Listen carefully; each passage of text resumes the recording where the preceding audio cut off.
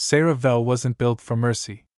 The High Command called her precision incarnate, a weapon wrapped in fur and focus, never swayed by emotion, never seduced by chaos. She had killed rebels, rogue AI, even her own when the chain of command demanded it. She followed orders. Until now. The detention room aboard the outpost Drift Spire was dimly lit, sterile, and humming with quiet systems. She stood stiffly in front of the reinforced containment field, arms crossed over the sleek armor hugging her athletic vulpine frame. Her violet tail twitched once behind her. Inside the cell, slouched and cuffed to the bench, sat a man who should have been dead, Kael. He was taller than she expected. Hair a windswept black, eyes too green to be natural. His file said ex-military, freelance operative. He'd vanished after a mission went dark in the Juno Quadrant. Now he was here, captured in restricted ArcNet space with scrambled data cores and a half-burned escape shuttle. Seyra didn't flinch when he looked up. "You don't blink much," Kael said. His voice was smooth, dry, like desert wind before a storm. "Start talking," Seyra replied. "What do you want to hear? That I tripped into your system by accident? Or that I'm just that bold?" She tapped her command gauntlet, and the room sealed behind her. "I want the truth. Or I peel it out of you." Kael's smile didn't reach his eyes. "You always this charming on first contact?" Seyra stepped forward before she knew she'd moved. Her hand shot out, grabbed his collar, and yanked hard. The front of his jumpsuit tore open, seams splitting under her fingers. Beneath the fabric, his chest was bare, scarred, solid, very human. He didn't resist. In fact, he leaned in, lips brushing close. "Something wrong, Commander?" Her breath caught. She hated that. Seyra dropped the torn scrap of his uniform like it burned her fingers. "You're lucky I didn't rip your throat with it," she said, voice flat. Kael smirked, undeterred. "Is that how you show gratitude? Or is this part of the usual dance? You see something you don't understand and start tearing?" Seyra turned before she did something she'd regret. She tapped the exit panel with controlled precision, her claws retracting under violet fingers. "Relocate the prisoner," she barked into her comm.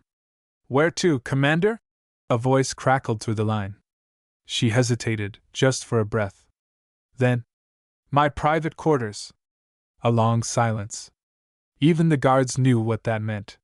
Seyra's quarters weren't built for containment. They were for tactical briefings, isolated meditation, and personal decryption. No windows. No surveillance.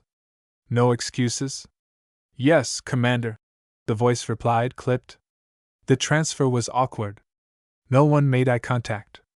Inside her quarters, Kael stood near the back wall, arms still bound, eyes scanning the minimal layout. One desk, 2 chairs, a recessed sleep unit, and a locked weapons locker.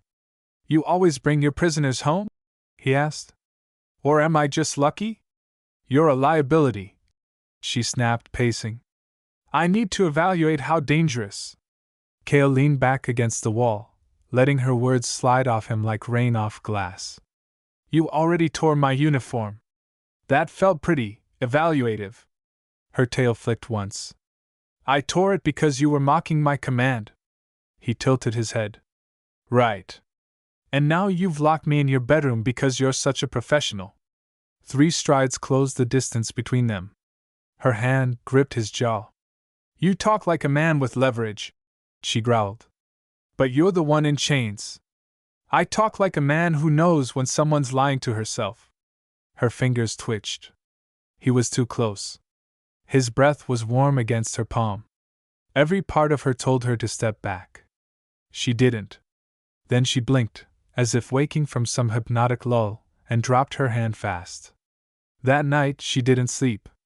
She sat in front of her console, lit only by the interface's cold glow, reviewing Kael's file again and again. His vitals were stable. DNA scan confirmed human. Former recon. Dishonorably discharged. No living relatives. Clean brainwave map. Physically healthy. So why was she the anomaly? Every system scan showed her vitals spiking when he was near. Heartbeat. Skin temperature, neural charge. That wasn't intel. That was chemical. Unacceptable. Across the room, Kael slept. Or pretended to. One arm draped behind his head, chest exposed under half-zipped fatigues. His breathing slow. Calm. Watching her without looking. The next morning, she walked in with a ration bar and tossed it at him without a word. He caught it midair. Delicious, he said, biting into it. Tastes like chalk and existential dread. She folded her arms. Eat it. Or starve. I don't care. He swallowed, then smiled. You care. She crossed the space in 3 fast steps and shoved him hard into the wall. You think I'm soft? She hissed. I think you're burning, he replied, steady. And she didn't know whether to kill him or kiss him. The cuffs were gone by noon. Seyra hadn't said a word about it, just tapped the lock override and tossed the restraints onto the metal desk between them like a silent dare. Kael flexed his wrists, rubbing the faint red marks, then sat down on the padded bench with an ease that irritated her. He acted like the room belonged to him. You're free to move, she said, arms folded. Try anything clever, and I'll decorate the walls with what's left of your spine. Kael raised an eyebrow. You offering a door or a dissection? I'm offering silence, she snapped. Take it. But silence was something Kael Rix didn't wear well. He rolled it between his teeth like a bitter fruit and spit it back out. Why am I really here, Commander Vel? He asked. Her name slid off his tongue like a blade through silk. This isn't about extraction or intel. You've had chances. But you keep circling. So what is this? She didn't answer right away. Instead, she flicked open a projection on her wrist console, his biometric scans. Heart rate, neural patterns, cortisol levels. All human. All within normal range.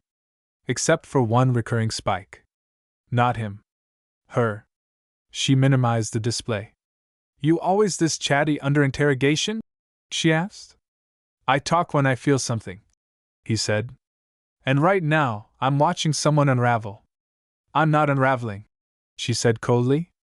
No, he agreed. You're circling. Her jaw clenched. I don't need your words. Kael leaned forward, elbows on knees. That's funny. Because all you've done since I got here is listen. You're not important. Then why are you shaking? She hadn't noticed. Her tail was twitching again, subtle, involuntary. A tell. Seyra turned and walked to the sink alcove, splashing cold water on her face. Droplets clung to her fur in tiny silver beads. Her reflection stared back at her, sleek violet ears flattened slightly, yellow gold eyes sharp but haunted. Not a commander. Not anymore. When she returned to the center of the room, Kael was still watching. Still calm. Still waiting. I've read your record, she said. Insubordination. Assault. Disobedience. You crashed a diplomatic satellite on purpose. Correction, he said. I landed it, aggressively. You could have sparked a war. He stood, slowly, deliberately. I take one thing seriously. Oh? She asked, voice tight. What's that? Kael stepped closer. Close enough that she could see the faded scar just beneath his jaw. Power, he said. And who actually has it? They were a breath apart now. Seyra didn't flinch, but her heart was thudding like a warning drum in her chest. You think you're the one holding the leash? Kael said, his voice low. You haven't slept in 2 nights. You keep running my vitals, like they're going to tell you what you already feel. You're circling, Commander. I'm not circling, she whispered. He leaned in, breath hot against the fur of her neck. Then what are you doing? That night she dreamed of fire. Not of war. Of hands. Of skin. Of heat. Of being held, and not pulling away. Seyra woke in a sweat, breath ragged beneath the sterile glow of emergency low light. Her sleep unit felt colder than usual. Too cold. She sat up, for damp at her temples, breath fogging in front of her. Something was wrong. A low tremor rippled through the floor beneath her bare feet. She tapped her wrist panel. Status report, she snapped. Silence. A second tremor answered in place of words, stronger, deeper. The lights above blinked off for 3 solid heartbeats. Then emergency strips kicked in along the wall, bathing her quarters in blood red. Quarantine lockdown. She was already moving. Pulled on her field jacket over her sleepwear, holstered her sidearm under her arm, and keyed open the adjacent chamber. Kael was awake, sitting upright, back straight, eyes alert. Power grid just die? He asked, tone too calm. Orbital storm, she replied. Shielding systems failed. We're sealed in until it passes. Kael's eyes flicked to the vents. Temperature's already dropping. She nodded. Heat loss is part of the containment protocol. Prevents fire spread during breaches. Kael glanced around. So we're in a freezer. Together. Again. Seyra ignored the sarcasm and opened the wall panel. 1 emergency thermal blanket. No backups.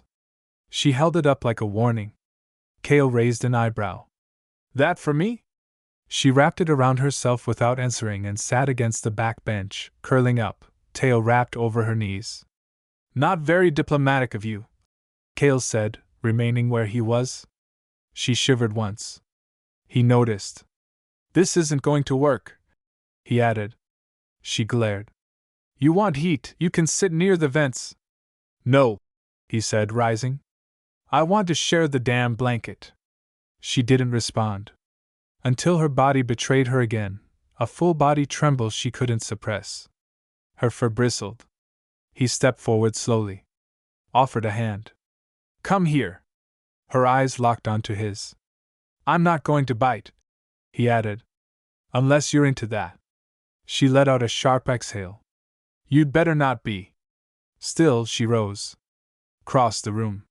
Sat beside him. He pulled the blanket over both of them. It barely covered their shoulders. Their bodies pressed automatically, arms, legs, heat aligning out of necessity. Relax, he murmured. We're not enemies right now. That's debatable. They sat in silence for several minutes, tension coiling and unspoken. Then Kael's voice came, low and unexpected. You could have left me on the floor, he said. In the cell. Bleeding. Cold. But you didn't. Seyra said nothing. You needed information, he added. Sure. But not like this. She tried to shift away. The blanket resisted. Their arms stayed pressed together. Skin to skin? Kael, she said, warning thick in her tone. Yes? Don't push this. He didn't move. You're the one leaning in. She didn't answer. She didn't have to. Because her hand was still against his. And neither of them moved it. By morning, the ship had begun to hum again, low and cautious, like it was testing its own breath. Heat bled slowly back through the walls. Lights flickered to full. The worst had passed. Seyra stood in the outer chamber, reactivating systems one by one. Diagnostics, shielding protocols, navigation syncs. All green. The crisis was over. But the real problem hadn't gone anywhere. Kael was no longer pretending to be harmless. He wasn't shackled. He wasn't silent. And now, he wasn't waiting. She reviewed tactical logs, forced herself through protocol drills, ran combat simulations just to avoid him. But his words from the night before clung to her skin like a second pelt. You're the one leaning in. And she had. God's help her, she had. Later that evening, when she returned from the control deck, the first thing she noticed was the door to the secondary chamber. Unlocked. That door was supposed to be sealed unless she opened it. Her heart slammed once, hard, against her ribs. She stepped in. The bench, empty. Her weapons locker open. 2 rifles missing. No comm alert. No access log. Just silence. She spun toward the hallway and a soft chime caught her ear. Hangar Bay, unauthorized access. Her feet were already moving. The corridor blurred. No guards. No alarms. Just the low hum of the ship under her boots and the fire rising in her chest.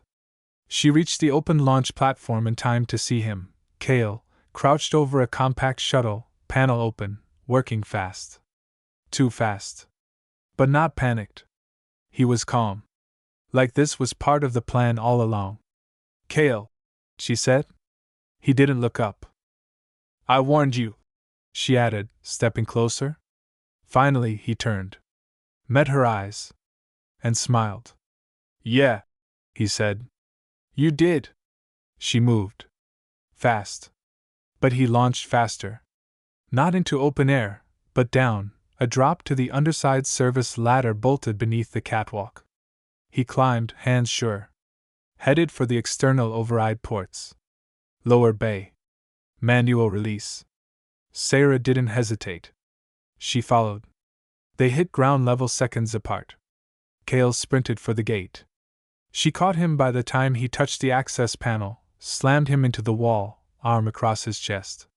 You think I'm stupid? She barked. I think, he panted, you wanted to see if I'd actually do it. Her grip tightened. I should break your ribs. You should, he agreed. But you won't. Her claws curled into the fabric of the stolen jacket. Why? She hissed. Why try to run? Kael looked at her. To see if you'd stop me. Her hand fisted in the collar. And? You did. Their bodies were pressed close now, chest to chest, heartbeats dueling through thin layers. You like this? He said softly. She leaned in, lips hovering near his ear. Then shoved him back. Hard. But not away. Her hand slid behind his neck. Stayed there. You think you've won something? She whispered. I don't need to win, he said. I just need you to stop pretending you haven't already lost. Her forehead touched his. They stood like that. Not kissing. Just breathing. And when she finally let go, it wasn't mercy. It was self-preservation. Back to your quarters, she said. He walked beside her. Because they both knew. Something had changed. And there was no taking it back. The door hissed shut behind them. Kael walked in first, slow and careful, scanning her every movement like he was charting unmarked territory. Seyra stayed near the threshold, arms rigid, eyes cold. You disobeyed protocol, she said. He turned to face her. You chased me. You stole weapons. You gave me access. You accessed launch controls. I was waiting. Her voice cracked like a whip. You were escaping. Kael stepped closer. Not threatening, just steady. No. I was testing the line. She crossed the room in a flash. Heat radiated from her, rage and something else she didn't want to name. She wanted to scream. To strike him. To end this, whatever this was. But her body didn't obey rage the way it used to. She stopped in front of him, fists clenched. Her tail lashed once. You're not in command here, she growled. Kael tilted his head. Then why are you looking at me like you want me to take over? She slapped him. The sound cracked sharp through the air. His head jerked slightly from the impact, cheek flushed.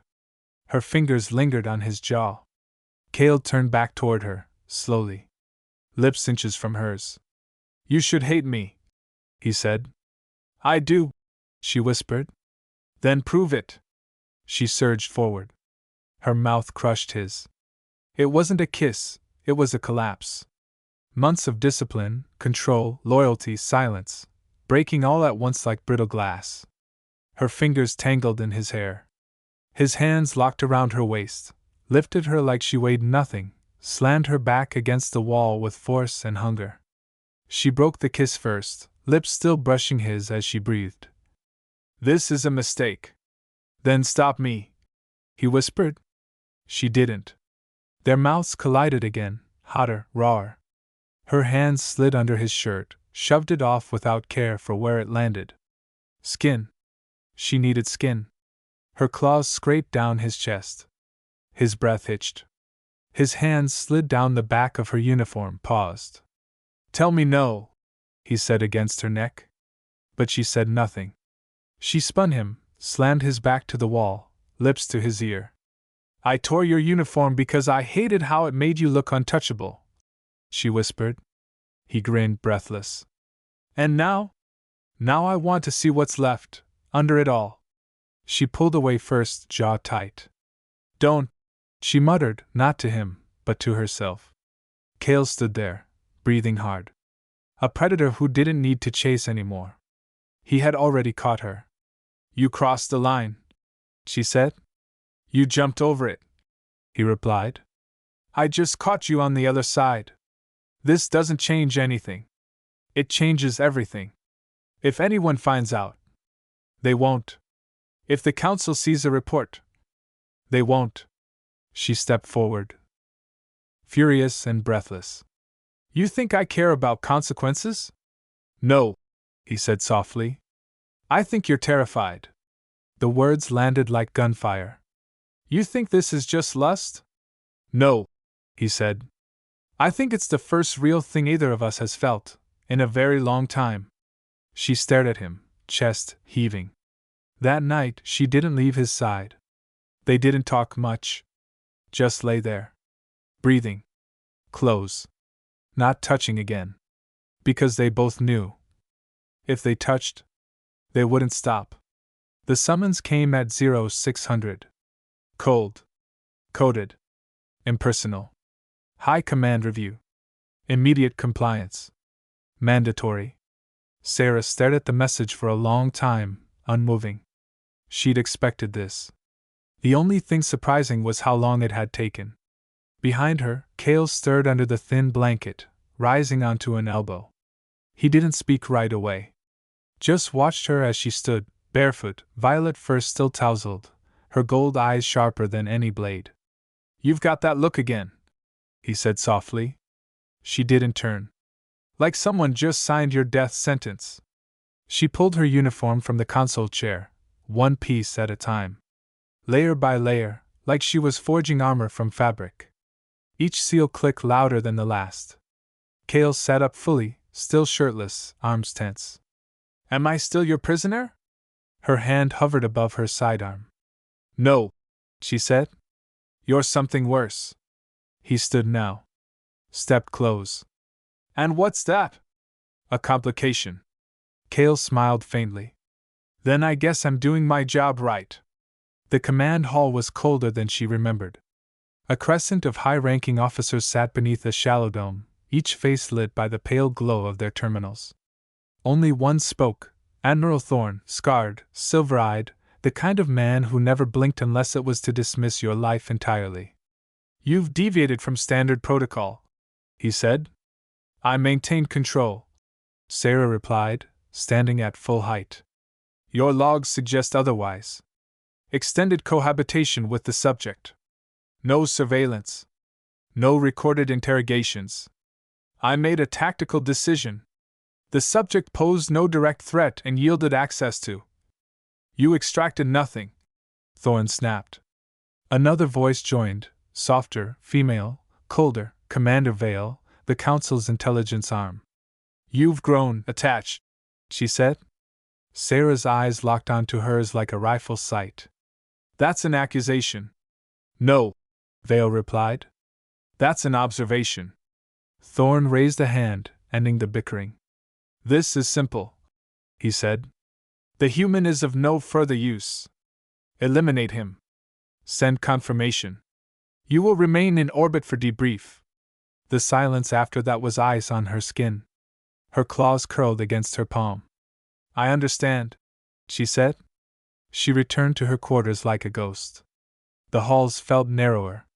The ship's hum, familiar and sickening. Inside, Kael had dressed. Found a set of dark gray fatigues in the locker.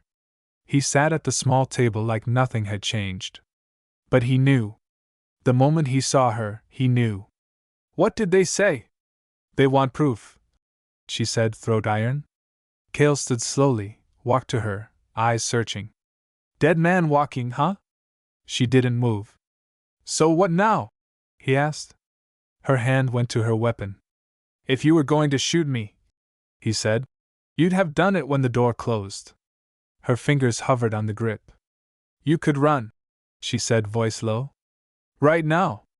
I tried that, Kael replied. Didn't work. This time I won't chase you. He stepped closer. That's the problem.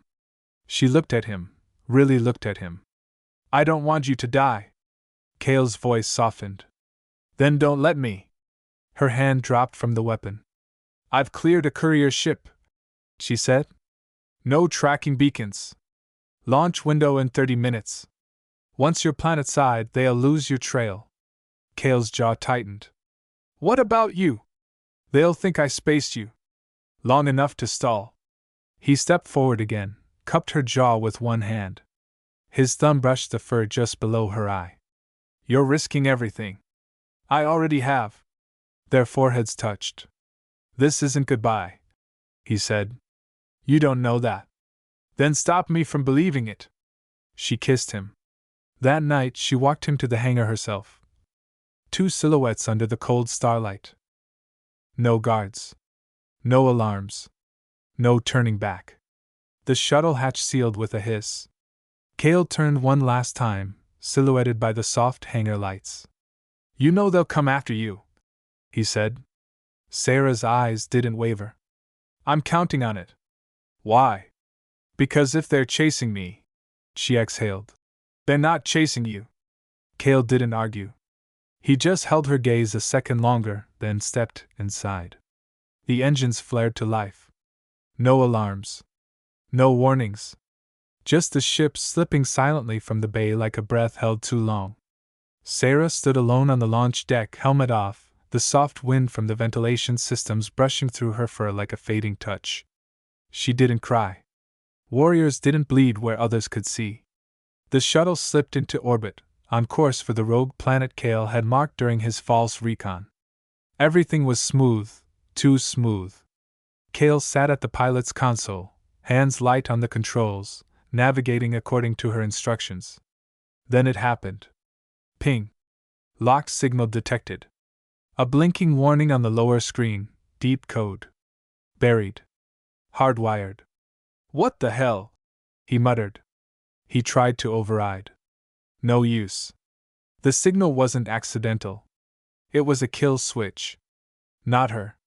His first instinct was betrayal. But no, he knew Seyra. If she wanted him dead, he'd never have made it to the launch pad. Which meant this wasn't her. He slammed the override panel. Too late. A plasma blast ripped across the left hull. Close range. The ship jolted sideways. Another blast struck the rear stabilizer. No warning shot. They weren't trying to stop him. They were trying to erase him. Kael yanked the ship into a hard dive, slamming full thrust toward the planet's atmosphere. He barely avoided the next barrage.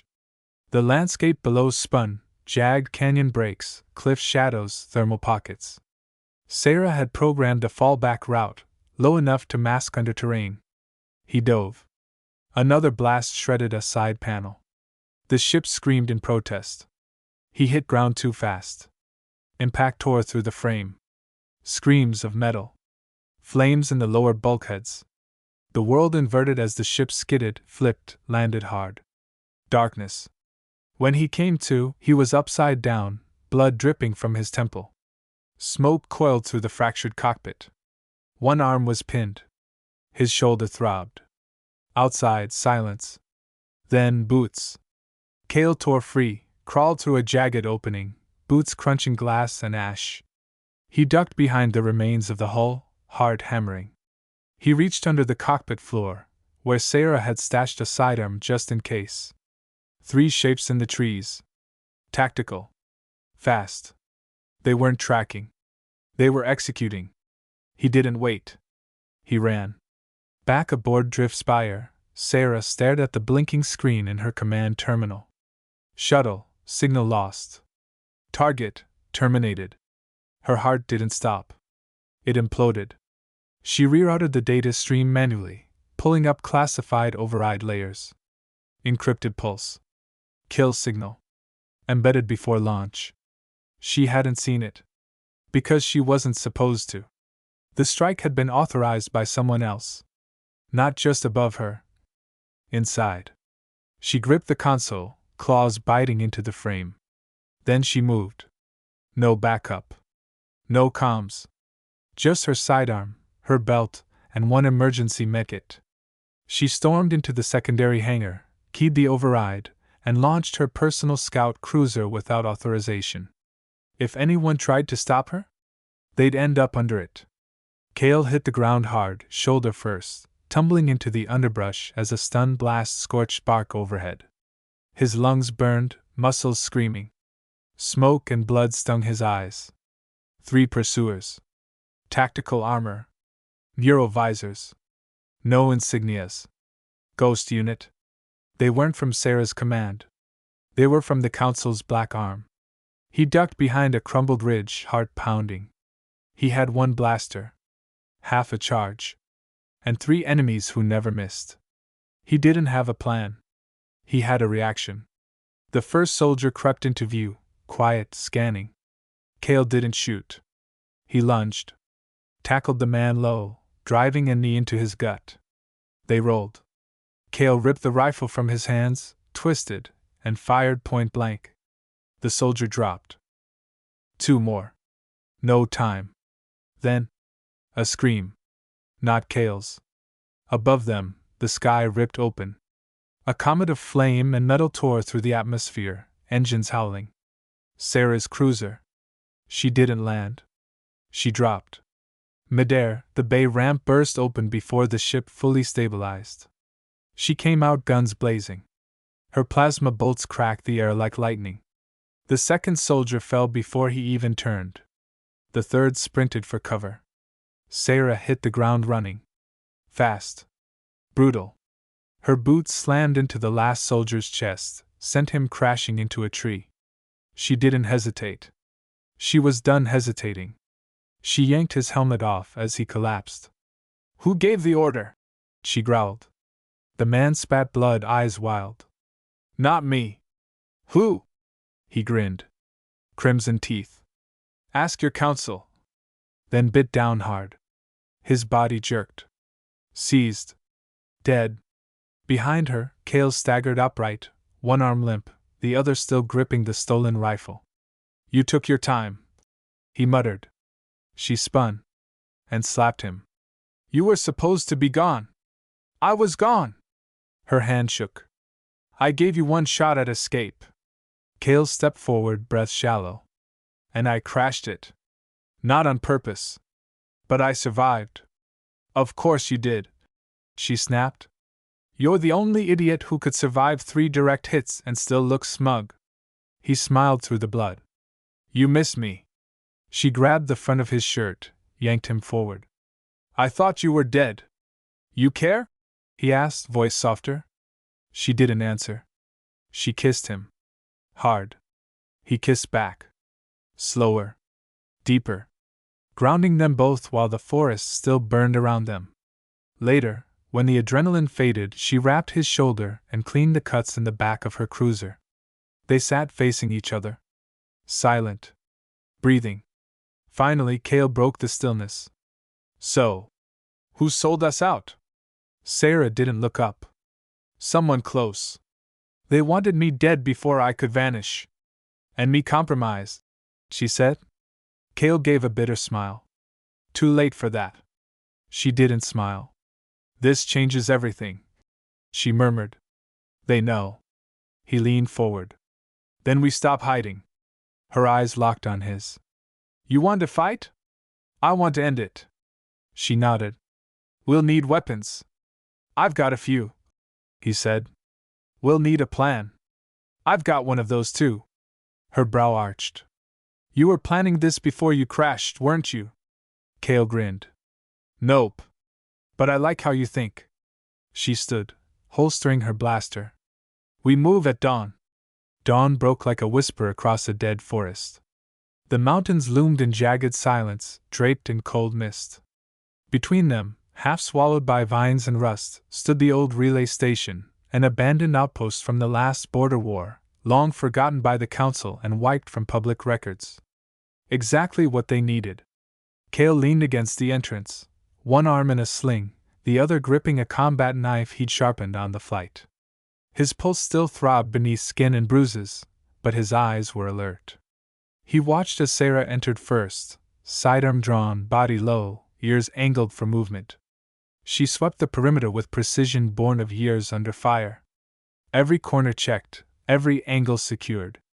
But this time, she didn't check twice. Because she knew he'd follow. Kael stepped in behind her. Inside, dust, silence, the stench of power cells left to rot. A steel table bolted to the floor, 2 rusted cots, and a locker fused shut from heat scarring. Home's sweet rebellion. He dropped his bag on the floor and sat on the cot with a grunt. Seyra paced once. Then again. Then stopped. The adrenaline had drained from her bones, and all that remained was weight. She removed her armor slowly. Shoulder plates first. Then chest rig. Then gauntlets. Each piece fell to the floor like a discarded lie. Kael didn't move. Just watched her. When she reached the last plate strapped around her thigh, she paused. Her breathing slowed. Her fur bristled faintly as if expecting judgment. Her eyes lifted to his. Don't say it. Kael smirked. Say what? That I've never seen anyone look better in disobedience? He stood and crossed to her. You do, he added softly. She didn't respond. Not with words. You know what happens if they find this place, she said. They'll send kill squads. Not patrols. Not warnings. I know. She stepped in close, chin lifted, eyes like flame. And you're okay with that? Kael didn't blink. No. He leaned in. I'm okay with you. The words hit harder than any bullet. She looked away, breath caught. He reached for the clasp of her undersuit. She stopped him. His hands froze around her wrists. Not because we're hunted, he said. Her eyes flicked back to his. Then why? Because you want it. I do. Then say it. A long pause. Then finally. I want you, she said. They didn't rush. Their clothes came off like questions, each answered by the way their hands moved, exploring, memorizing, unraveling. Kael's fingers traced the curve of her back, the ridges of her spine. Seyra's hands moved like she was reading a map she hadn't realized she knew by heart. Every scar, every muscle, every wound. Every reason he shouldn't have made it this far, and had. They fell to the cot, barely wide enough for 2. Their bodies found each other naturally. Her violet fur brushed his skin in slow rhythm. He breathed into her shoulder, warm and close. She whispered, I broke protocol for you. Kael ran his hands up her back. You broke more than that. She kissed him. Again. And again. When they finally stilled, tangled together under a threadbare blanket, the silence wasn't empty. It was peace. He rested his hand on her cheek. How long do we have? Until the Council recalibrates orbital scans, she murmured. 12 hours. Kael smiled. Long enough to rest. She smiled back, soft and tired. Long enough to decide who we kill first. Seyra woke first. She moved silently, slipping from under the blanket, careful not to wake Kael. The soft click of her claws against the stone floor was the only sound in the bunker's dim light. She didn't bother with armor, just field fatigues and her sidearm. She wasn't a commander anymore. Not in the eyes of the Council. Not in her own. Kael was already awake by the time she returned from the perimeter sweep. He sat at the table, stripped down rifle spread before him in pieces, oil stains darkening his fingers. He looked up when she entered and grinned slightly. You still look like a commander. She shook her head. Not anymore. He slid a mug toward her, recycled water, lukewarm. Then what are you? She took it. Drank. Reckless, she said. Hot, he corrected. She smirked. They spent the morning getting to work. Kael reinforced the perimeter, motion triggers, scavenged landmines, acoustic trip lines. Seyra reconfigured an old uplink node, spliced it into their salvage transmitter, and calibrated the navigation beacon with a homemade encryption loop. The stolen data drive sat between them, glinting like a loaded confession. Seyra tapped into it. The decryption process stuttered, then stabilized. Her old command code still held. The files opened. And her blood ran cold. It wasn't just about her. Or Kael. It was everyone. Dozens of names. Rebel leaders.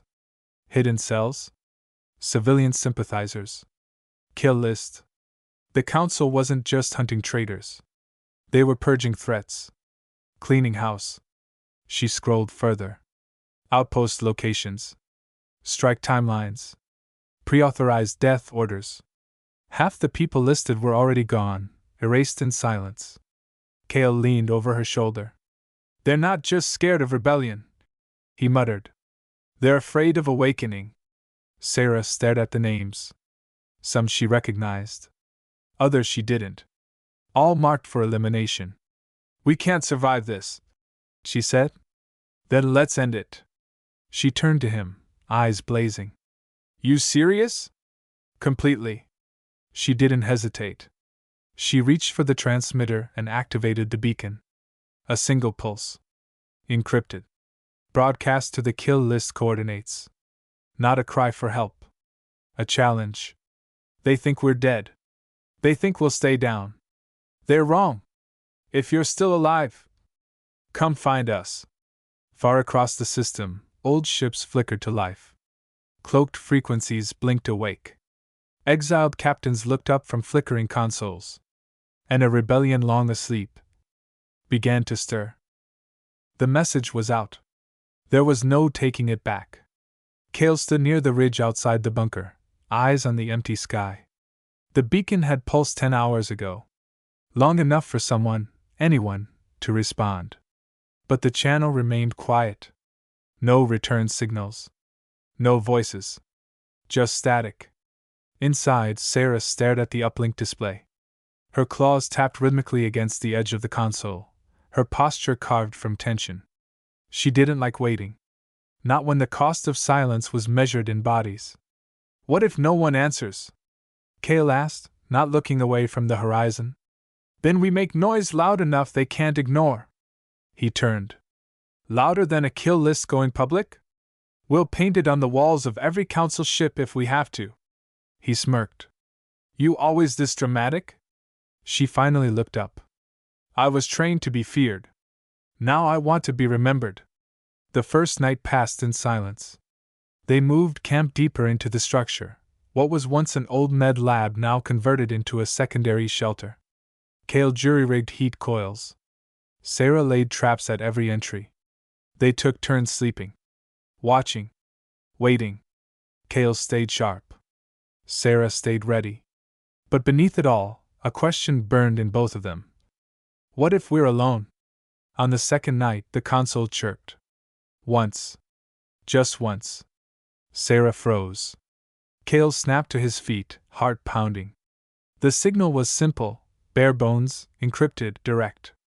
A single word, buried under 5 layers of old rebel code. Yes. They stared at each other. Kael's jaw tensed. That's it. Seyra's eyes didn't leave the screen. That's everything. Within 10 minutes, they were packed. Weapons. Tools. The data core. The emergency drives. Every piece of their lives they could carry. What they couldn't carry, they buried beneath the floorboards and sealed with fusion weld. They burned the beacon. And left. The rendezvous point was a crater station, buried beneath an ancient ice shelf in the deadlands of Arc Sector 7, once a temple, then a weapons lab, now a myth. They arrived at dusk. 4 ships were already docked outside. Kael's grip tightened on the flight stick. Could be a trap. It's always a trap, Seyra said. Then she stood and keyed open the hatch. Inside, heat washed over them. Not comfort. Just survival. The main chamber was low-lit and quiet. A long steel table ran through the center, surrounded by worn chairs. Figures sat at every seat, scarred, hardened, alive. Every one of them had answered the call. Seyra stepped forward into the light. Silence fell. Then someone stood. Broad-shouldered. Scar across one eye. Battle-worn armor faded with age. Commander Vesk. She knew him. Old campaigner. Court-martialed for disobeying a council fire order. Supposed to be dead. He stared at her. I didn't believe the signal, he said. Didn't think it could be you. She nodded. It is. His eyes slid to Kael. This him? Kael gave a small shrug. Guilty. Vesk exhaled slowly, somewhere between a laugh and disbelief. Well? Shit. One by one, others stood. Some with names Seyra knew. Others only scars and defiance. But they had come. And that was enough. The war table flickered to life, dust dancing in the glow of the holomap. They gathered around like old soldiers pulling up bones from forgotten wars. Seyra stood at the head, arms crossed, ears back. Kael leaned on the edge of the table beside her, silent but watchful. Vesk paced as the others murmured, names and sectors falling like whispers. Juno's silent. Pharaoh grid collapsed 3 weeks ago. Arc 9 lost half its resistance cell. Council's bleeding us out. Then it's time they bled back, Seyra said. The room stilled. Kael stepped forward, tapping coordinates into the map. We've got one shot. Hit M where it hurts. Communication towers, data relays, local suppression hubs. Start with one sector? Vesk asked. No, Seyra said. We hit 5. At once. A woman with one eye and a voice like steel leaned in from the far side of the table. You want to bait the council? No, Seyra replied. I want to punch a hole through their spine and leave a message in it. The map shimmered, new locations lighting up. We divide their vision, she continued. Cut comms. Force mistakes. Then we take one of their officers, high-ranking. Visible. We make it public. We make it viral. Kael nodded. They've relied on silence. Fear. We shatter that, they start bleeding loyalty. What do we call it? Someone asked. Seyra reached into her pocket. Pulled out a small object. Flat. Cold. A coin.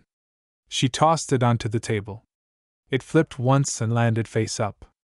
A triangle split by a vertical line. The symbol of exiles. Of defectors. Of those who didn't follow. My old unit's brand, she said. They tried to bury it. We burn it into their gates. No more questions. The attacks started within 3 days. A comm tower in the Drath system went dark. A council transport exploded above Riven Point. A relay base in Sector Vale was stripped clean, every file stolen, every guard left alive to deliver a message. We're still here. Then the symbol appeared. Spray-painted on warships. Etched into patrol cruisers. Burned into training yards. Every time the council tried to smother it, 3 more lit up. A fire was spreading. Hope, raw and jagged, had come back. And everyone knew who started it. Back at the crater base, Seyra stood over a flickering terminal, watching satellite intel in grim silence. Kael sat nearby, cleaning his sidearm with methodical calm. They'll come, she said. They're already watching. He knows my patterns. Kael stood, holstered his weapon, and walked over. Then we change them. She smirked slightly. You're not scared? You're terrifying, he said. I love that. She rolled her eyes. He kissed her before she could argue. It was slow. Warm. Not desperate anymore. Chosen. I didn't just start a war because I was angry, she murmured. Then why? Her eyes met his. Because I'm done running. Kael smiled. And if we go down? We go down together. Their moment came a week later. A council vessel, mid-tier command cruiser, crash-landed just outside the neutral border of Exxon's reach. No escorts. No signal. No backup. A leak? A bait ship? Didn't matter. Seyra and Kael moved fast. Their crew was already in orbit, jamming signals and scrambling nearby scanners. The ship hit dirt like a falling god, engines still sputtering as smoke curled into the sky. Ground team dropped in first. Tactical. Silent. Seyra followed on foot, no insignia, no mask. Just a rifle and her eyes locked like a targeting system. Kael took the flank, moving through the wreckage like it owed him something. Inside, they met no resistance. Just wrecked steel, shattered consoles, and one officer. Captain Solon. Mid-tier command. Old guard. Loyalist. Ruthless. He was wounded but breathing, blood seeping through his left sleeve. His eyes flared the moment he saw her. Commander Vel, he spat. Or should I say traitor? Seyra didn't flinch. Kael leveled his rifle. Say hi to your audience. They broadcast it live. Hacked into black market feeds, exiled comms, rebel pirated signals, and even council service loops. The whole system saw it. Seyra stood under the blinking floodlight in full view, her violet fur slick with sweat, her armor abandoned. Her eyes were fire. Kael stood behind her, rifle slung across his back like a quiet promise. Solon sat in the chair, restrained, bruised, and defiant. But silent. Seyra didn't yell. She didn't threaten. She just looked into the camera and spoke. This is what the Council fears. This is what they tried to bury. We're not your soldiers. We're not your ghosts. We are not afraid of you. And we are not alone anymore. Behind her, the rebellion's mark, her mark, burned into the metal wall behind Solon's head. A triangle split by a vertical line. The stream went viral. Even inner-core planets couldn't stop the signal fast enough. And when the screen finally went black, the damage had already taken root. People had seen. That night, back in the old command cave beneath the base, Seyra lay wrapped in a blanket, Kael's hand resting low on her waist. He kissed her shoulder. You started a war, he whispered. She turned her head slightly, smiling. No, she murmured. I started a revolution. Outside. Rain tapped the roof like a new heartbeat across the bunker. Steady. Soft. Cleansing. Rain washed over the cliffs behind the outpost, soft and rhythmic, the kind that blurred edges and made the world feel reborn. Kael stood beneath the overhang, bare feet pressed into damp stone, a chipped mug of old grounds in his hand. The ocean stretched in the distance, angry and vast, the tide gnawing at the land. Seyra joined him without a word. No armor. No boots. Just a simple dark tunic and a deep breath in her chest.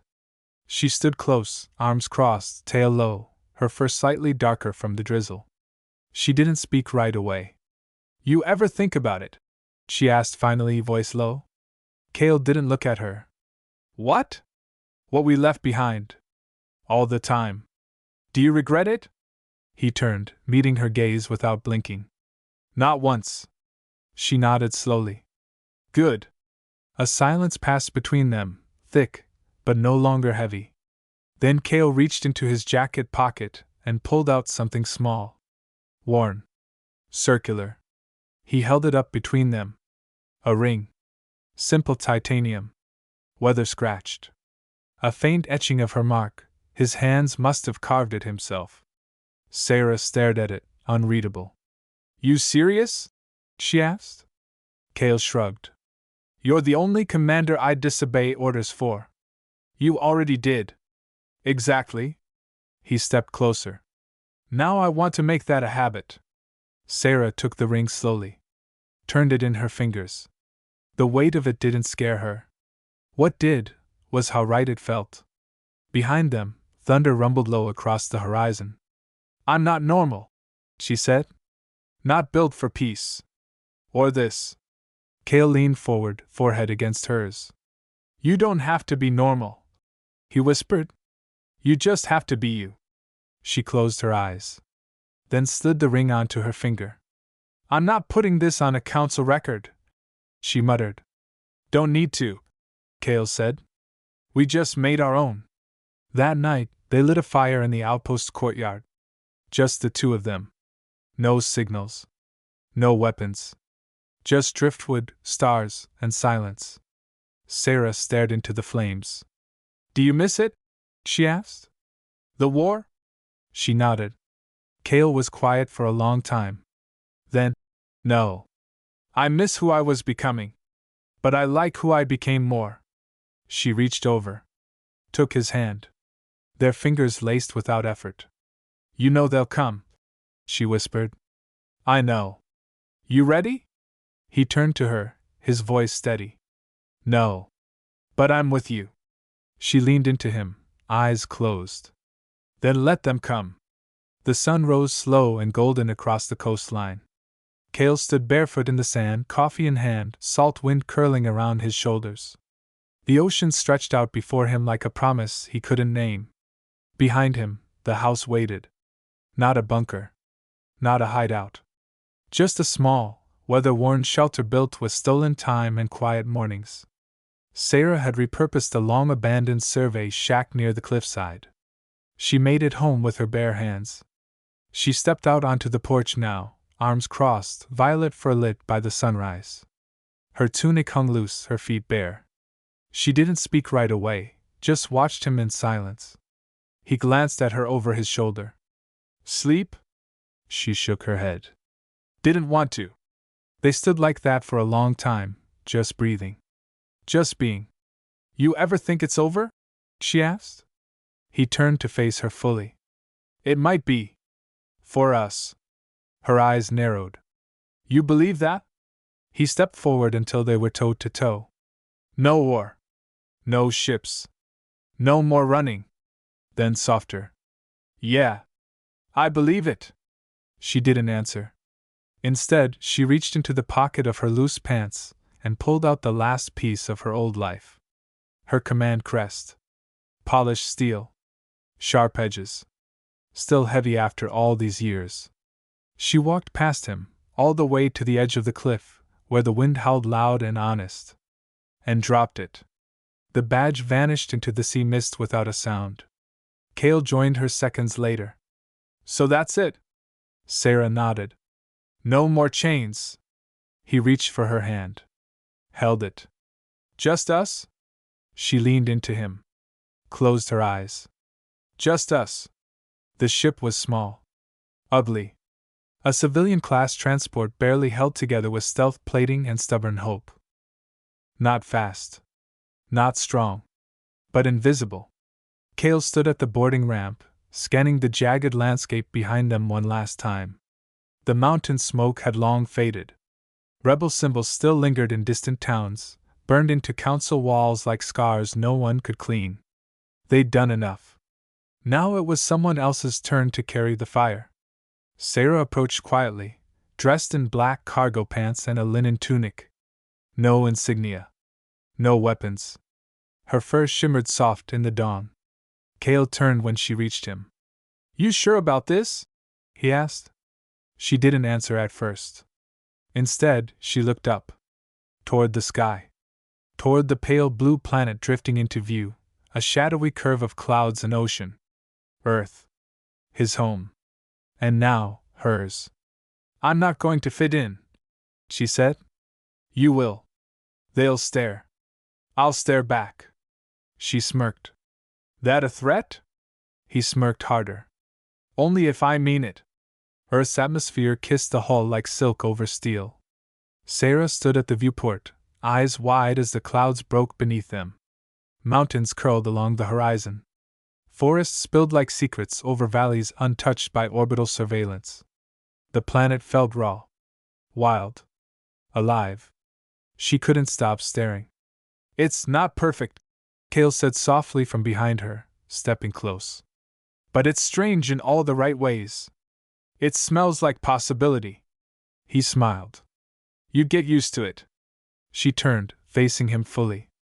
I don't want to get used to it, she said. I want it to feel new. For a while. It will. They touched down without resistance. No alarms. No signals. Just dirt. Wind. And quiet. Kael led her through the outskirts of a coastal township long abandoned by infrastructure. He'd cleared the path months ago, just in case. They moved like shadows through the brush, his hand never far from hers. By nightfall, they reached a small cliffside home Kael had rebuilt during his exile. Steel framed. Glass walls. Solar canopy. It wasn't much, but it had been waiting. He handed her a chipped mug the first morning. You want coffee? She sniffed it. That the stuff that smells like burned soil and makes your heart race? Exactly. She made a face. Pour me two. That evening, they sat on the porch, legs stretched out, watching the sun bleed into the sea. Seyra wore one of his old shirts, too wide in the shoulders, too soft to be armor. Her legs were bare, tucked under her, tail flicking idly. She stared ahead for a long time. I used to rip these off you. Kael sipped from his mug. Now you just borrow them. She leaned in, lips brushing his ear. Don't tempt me. You already tore two. This one's vintage. Then you should have hidden it better. She kissed his neck. Light. Playful. You're going to ruin my entire wardrobe. You love it. He didn't deny it. She curled tighter into him. You still think I'm breaking? She asked. He wrapped an arm around her, steady and unshakable. No, he said. I think you're becoming someone no one can ever chain again. Weeks passed like whispers. No alarms. No council ships. Just the sound of the sea and the slow rhythm of healing. Then, one quiet morning it came. An encrypted message. Untraceable. No names. Just one line. We're still burning. Seyra read it once, then closed the file. Didn't respond. Because sometimes, winning a war wasn't about burning brighter. It was about staying alive long enough to build something that lasts. She stepped outside, the sun warming her fur. Kael was already on the beach, barefoot, coffee in hand, gaze locked on the rolling tide. She joined him. Didn't say a word. Just stood beside him, arms crossed, wind teasing her ears. You ever think they'll come back? She asked. Kael didn't flinch. They will. And if they do? He turned to her. We make them regret it. She didn't smile. But her eyes flickered with something deep. Something still burning. That night, they slept tangled together beneath the open sky. No weapons. No armor. Just each other. And the kind of silence that happens when two people finally stop looking over their shoulders. They didn't need to run anymore. They'd already won.